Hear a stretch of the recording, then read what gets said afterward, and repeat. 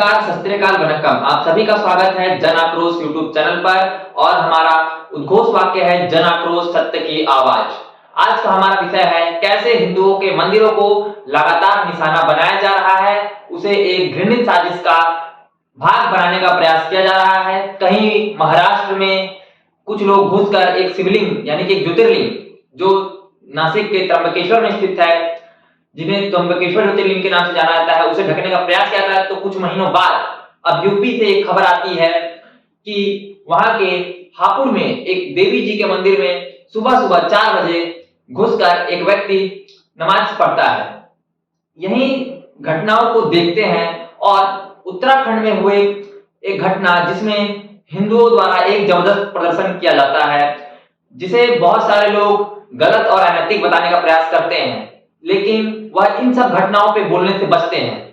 क्यों हिंदुओं ने उत्तराखंड में, उत्तरकाशी में इस तरह के प्रदर्शन किए?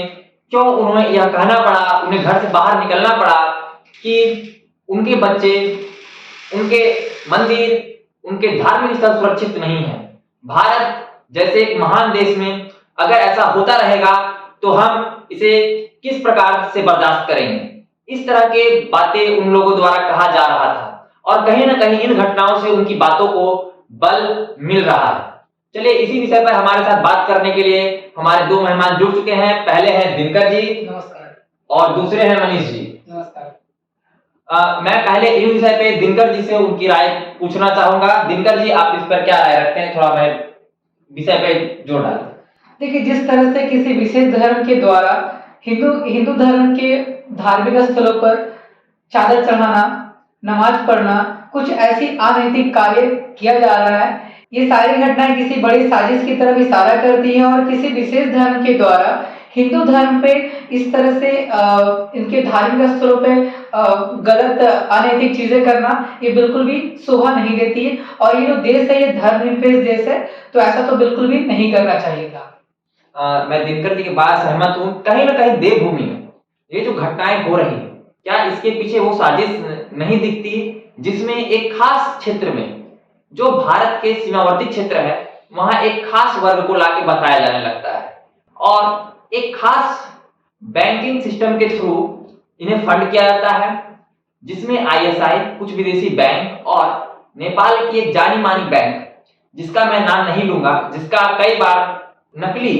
यानी जाली करेंसी या जाली नोटों के कारोबार में शामिल होने का मामला सामने आया है, उसके द्वारा इन्हें फंडिंग मुहैया कराई जाती है।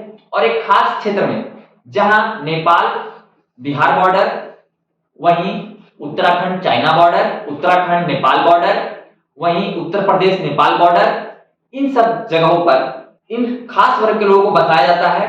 वहां पे अचानक से कई सारे विशेष धार्मिक स्थल अचानक से बढ़ जाते हैं, खास शिक्षण संस्थान की संख्या में अचानक वृद्धि हो जाती है, खास प्रकार के चिन्ह वाले क्षेत्र वहां बढ़ जाते हैं।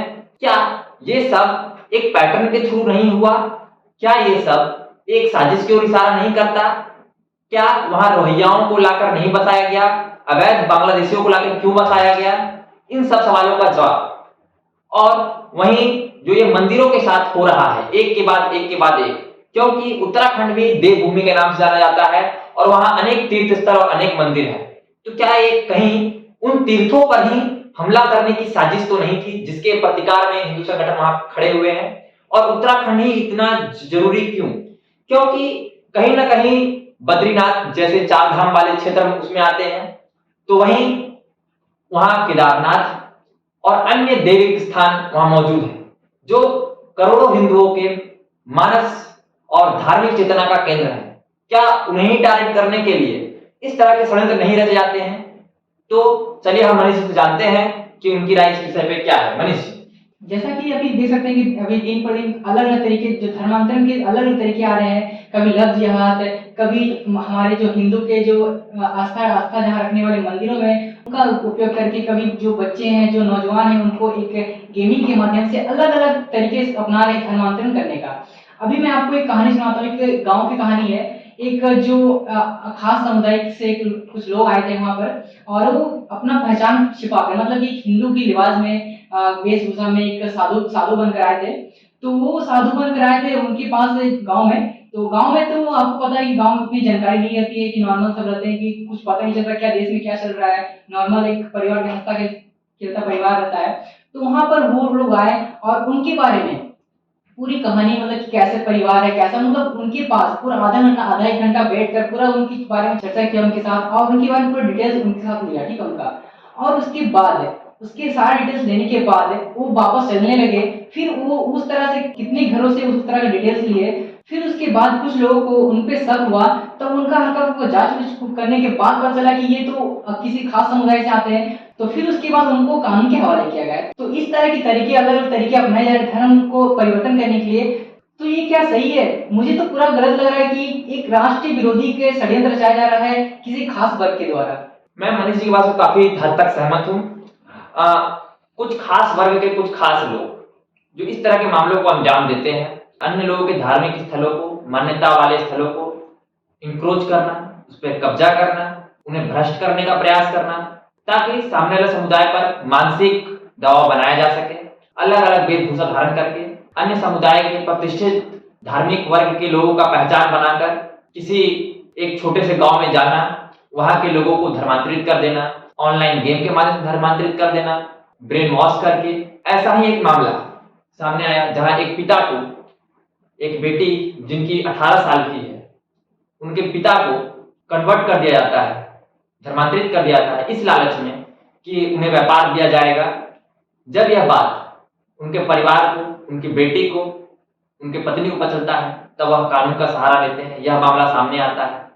जो ये व्यक्ति, रमेश नाम का व्यक्ति, एक कपड़ा व्यापारी होते हैं, छोटे मोटे कपड़े का बिजनेस करते हैं।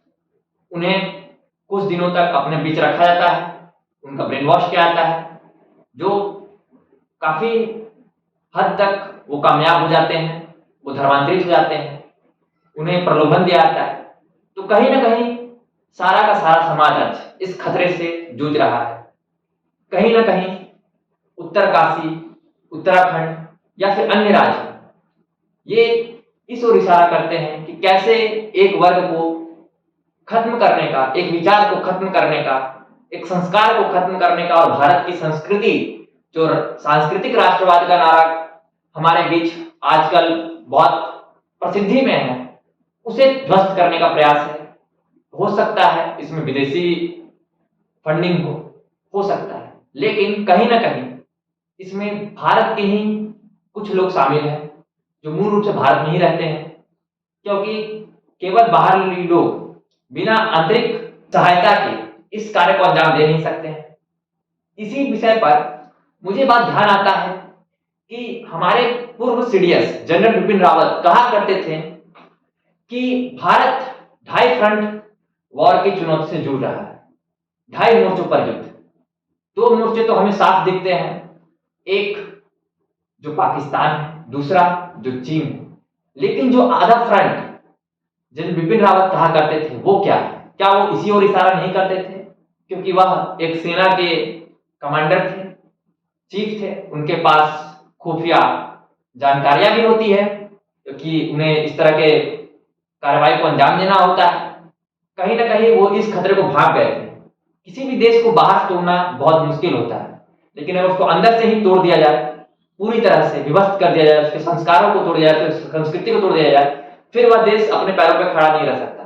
भारत का उद्भव तभी संभव है जब भारत का एक बड़ा वर्ग सुरक्षित रहे, समृद्ध रहे, और इसकी जिम्मेदारी सरकार की भी है, प्रशासन की भी है, न्याय तंत्र की भी है, क्योंकि बहुसंख्यक वर्ग को आप उपेक्षित रखकर किसी भी राष्ट्र का विकास नहीं कर सकते हैं। अगर लोग कहते हैं कि भारत संविधान चलता है, तो मैं इस बात से सहमत नहीं हूं। भारत केवल संविधान से नहीं, संविधान के मानने वालों चलता है। क्योंकि आज भारत का बहुसंख्यक वर्ग संविधान को सम्मान देता है, उसकी पूजा करता है, तो ही संविधान टिका है। अगर संविधान को अपनी इस गरिमा को बनाए रखना है, प्रशासन को अपनी गरिमा को बनाए रखना है, तो इस तरह के अपवादों को रोकना होगा, विवादों को रोकना होगा। नहीं तो कहीं ना कहीं ये जो दिशा है वह एक बहुत ही खतरनाक मोड़ पे जाएगी। उसके बाद व्यवस्थाओं को, अपने आप को बचाना मुश्किल हो जाएगा। जहां तक ये प्रश्न दिखता है, कहीं ना कहीं इस ओर ये हमारा जो वैज्ञानिक सिद्धांत है कि जब भी किसी वर्ग को उसके सर्वाइवल पे खतरा महसूस होगा तब वह प्रतिकार करेगा, ये तो निश्चित है। कब तक कोई भी वर्ग उत्पीड़न को सहेगा? इसीलिए मेरा सबसे गुजारिश है कि वह इस तरह के मामलों को देखें, रोकें, धार्मिक स्थलों को सुरक्षित करें और इस तरह के विवादों को बढ़ने से रोकें, मजबूत कानून लाए जाएं। और मेरे सभी दर्शकों से अपील होगी कि वह इस चैनल को सब्सक्राइब करें, लाइक करें, शेयर करें और अपनी राय हमारे कमेंट में लिखें। और अगर कोई राय हमें पसंद आती है तो हम उसे अपने अगले संख्या में, अगले एपिसोड में उनके बारे में बताएंगे और उनके कमेंट को भी पढ़ेंगे। धन्यवाद।